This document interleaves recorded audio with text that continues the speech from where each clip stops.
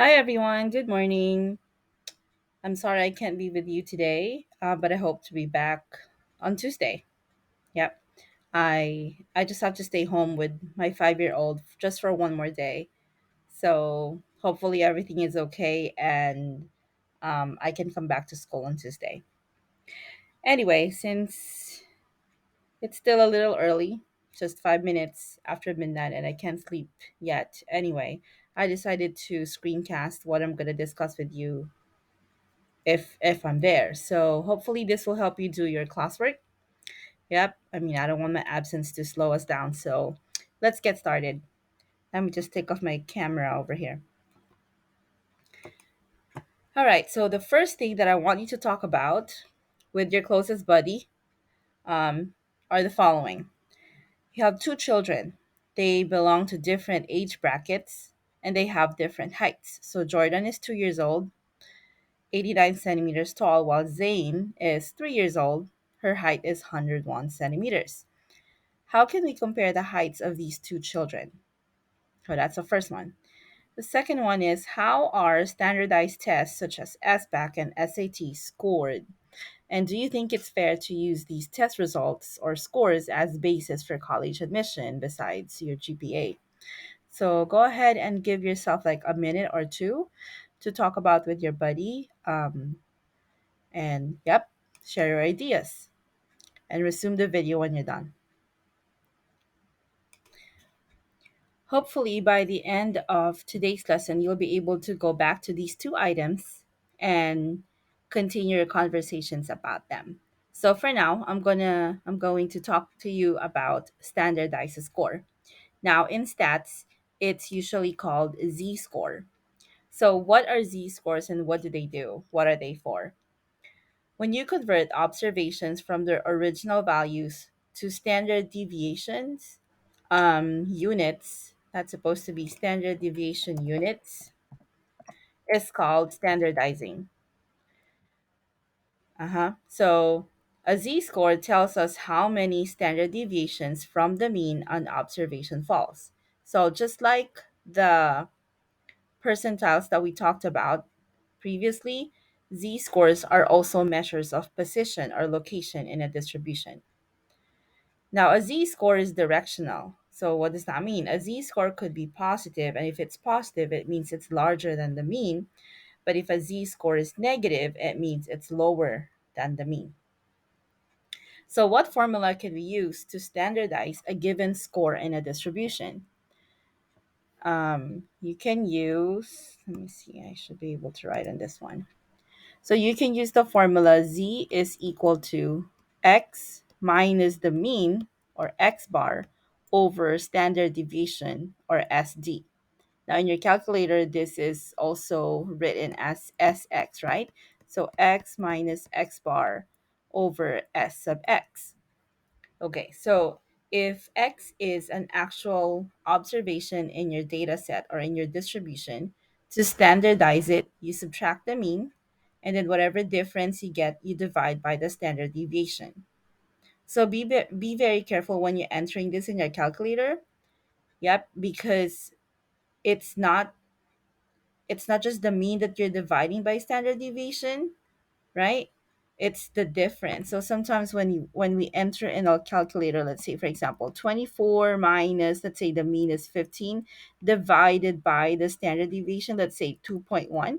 So if you do this incorrectly, um it's like you're dividing only 15 by 2.1. So make sure that you either put that in parentheses or you press enter first when you do 24 minus 15, and then whatever the result is, that's what you divide by 2.1. Okay. Let me erase that. All right. So a standard score, just like as I've said earlier, is often referred to a as z score. Okay, so let's look at an example right here. Jenny earned a score of 86 on her test. The class mean is 80 and the standard deviation is 6.07. Find and interpret her standard score. So if we use the formula that I mentioned earlier, oops, we have Z for Jenny is equal to the actual score that she got, which is 86. Take away the class mean, which is 80, all over the standard deviation, which is 6.07. All right, so if you do that in your calculator, what would you get? So we will get Z is equal to, so I'm putting it in my calculator, and then I'm going to divide it by 6.07, and I get 0.9885. I'm rounding it off to 4 decimal places. So this is the corresponding z-score for what Jenny got in the test. Now, how do I interpret it? So Jenny's score is, and then I'm going to put the value right there, which is 0.9885 standard deviations, and then I'm going to put above the class mean of 80. So we have some words of caution here. Do not interpret the z-score in the same way as we interpret the standard deviation. Um, yeah, when we interpret the standard deviation, um, yeah, we talk about it as the distance of a value from the distribution's mean, right? Like how far it is from the mean. But for z-score, we say that Genesis score is point zero or 0.9885 standard deviations above the mean if it's positive. So if you come up with a z-score that's negative, then you say below the mean. So that's what we mean by a standard score is directional. All right, let's move on to the next one. Let me erase these.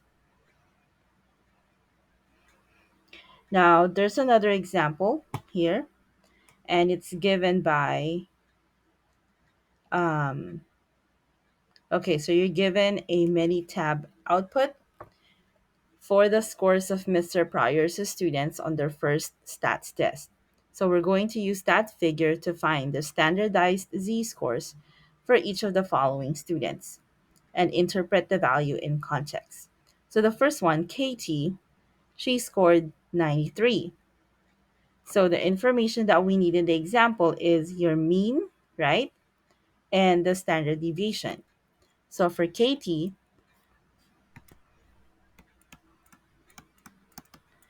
her corresponding z-score will be her actual score, take away the mean, which is 80, divided by the standard deviation, which is 6.07. So let's go ahead and compute that, and let's see what we get. All right, so verify your values. I got 2.141. I'm going to round of 6 to 7 because the next digit is 8. Okay, so then that means Katie's result is 2.1417 standard deviations above the mean because it's positive. All right, now what about the next student? Norman, who earned 72. So for Norman, I'm going to write it here. His actual score is 72. The mean is 80. And then we're dividing that by the same standard deviation. That's 6.07. Oh, pardon my writing. Okay, so let's get the z-score for Norman. And we will get negative 1.31795. So I'm just going to put that 3180. All right, so this means that Norman's score is, we don't put the negative, but we say 1.3180 standard deviations below the mean. Yeah, so pretty much get the absolute value of your z-score. That's when you indicate the number of standard deviations a certain value um yeah is either above or below the mean. So get the absolute value, so positive 1.3180, and then in the direction you put either above or below. Okay, those are just some examples on how to standardize test scores. So imagine one of the questions that I made you think about earlier regarding the standardized test or SAT. So aside from expressing your SAT scores up as percentiles to indicate your location in a distribution, like how much percentage of all the students scored below um, scored below your particular grade or score in the test. Now, Z scores can also be derived from or depending on the test result that you got and the mean of all the scores of students who took the SAT. Yeah, well, one downside of this method is you always have to have the distributions mean and the standard deviation. Without it, you cannot standardize a test. Okay, now let's take a look at this example. The day after receiving her stats result of 86 from Mr. Pryor, Jenny earned an 82 on Mr. Goldstone's chemistry test. At first, she was disappointed. Then Mr. Goldstone told the class that the distribution of scores was fairly symmetric with a mean, so the x bar is 76 and the standard deviation is 4. Again, this is the same as SX in your calculator. So, on which test did Jenny perform better relative to the class? Justify your answer. All right, so what we're going to do is compare Jenny's Z score in the chemistry test and what she got earlier here, right? In the statistic test. If I remember it correctly, it was 0.99, right? Yeah, I hope I remember that correctly. All right. So, let's do Jenny's standard score for chemistry.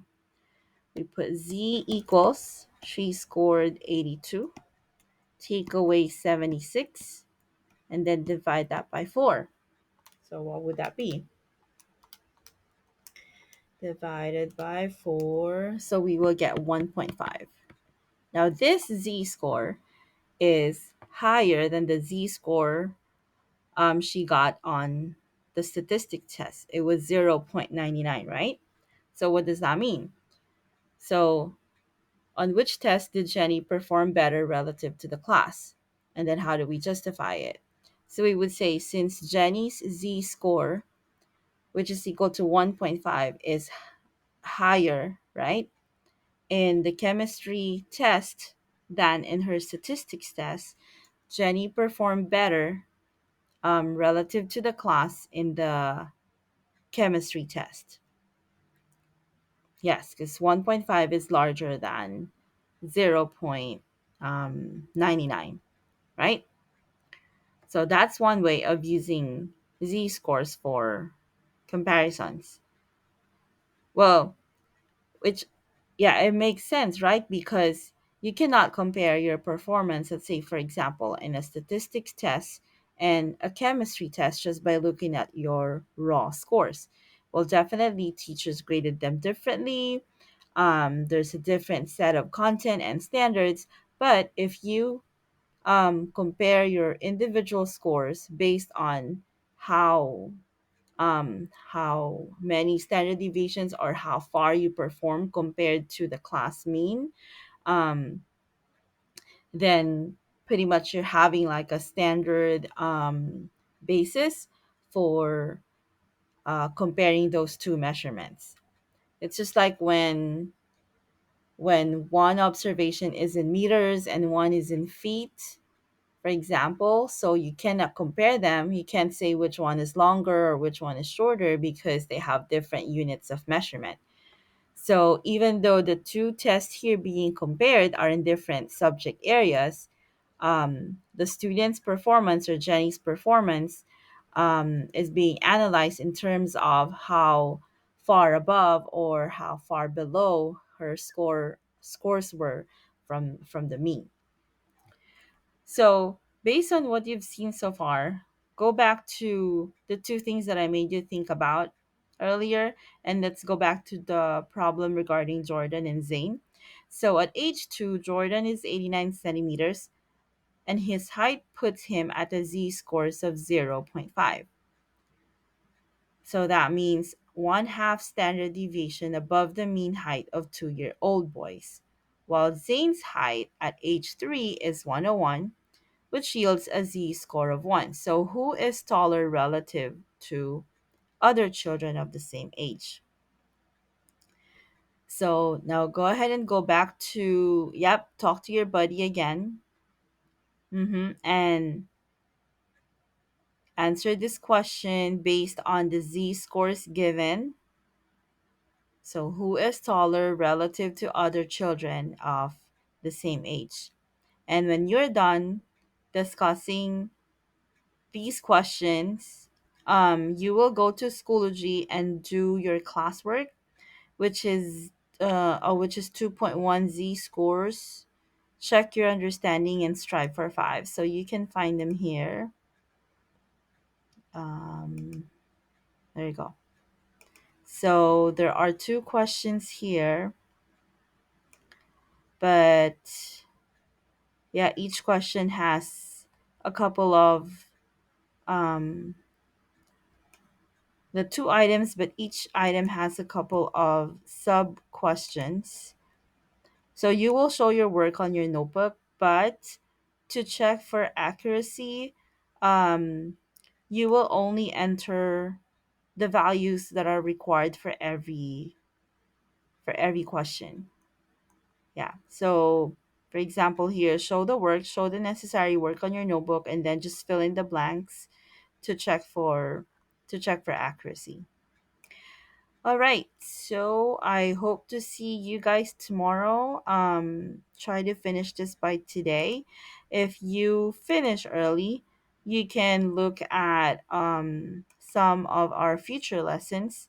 So I have already included some notes in your OneNote. Hopefully by Wednesday or Thursday, we'll be able to do this activity, which is the how did I do activity. But this is a combination of the z scores and the transforming data. So if you want to do just the z scores portion, that will be numbers 1 through 6. Yeah, so you'll be able to answer numbers 1 through 6 just by knowing the z scores portion already. And then we'll continue with this next time after we discuss transforming data. All right, I hope you guys have a great day. And I received some of your messages regarding your grades.